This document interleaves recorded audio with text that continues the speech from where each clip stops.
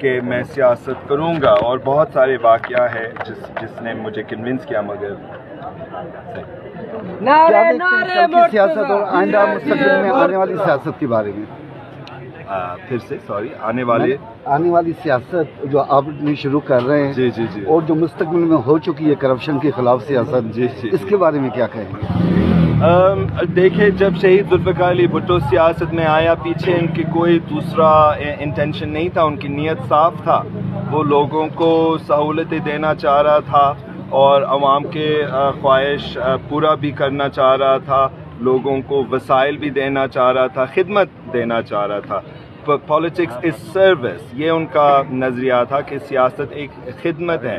تو اب ہمارے سیاستدان یہ سمجھتے ہیں کہ وہ عوام کے مہاراج ہیں یا مہارانی ہیں، مگر اصل میں سیاستدان عوام کے خادم ہیں، عوام کے نوکر ہیں۔ وہ عوام ان کے اپنے ووٹرز اور ان کے اپنے ڈسٹرکٹس کے لوگ کے بات سن کے کام کرتے ہیں، ایسے نہیں کرتے کہ ان سے ووٹ لیتے ہیں اور ان کی زندگیاں تباہ کرتے ہیں کرپشن کے ساتھ۔ پورے ملک میں دیکھو سیلاب کی وجہ سے ڈوب رہا ہے، کراچی دیکھ لو، کیفی کیپ دیکھ لو، اس کے بارے میں یعنی کہ جو بھی انہوں نے سرمایہ حاصل کیا ایریگیشن نے سب تباہ کیا۔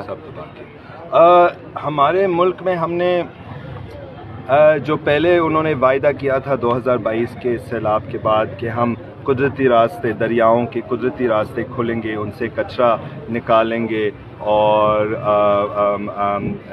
ان کو راستہ بنائیں گے تاکہ پانی ڈرین ہو جاتا ہے، انہوں نے یہ وعدہ پورا نہیں کیا۔ 3 سال ہو چکے ہیں۔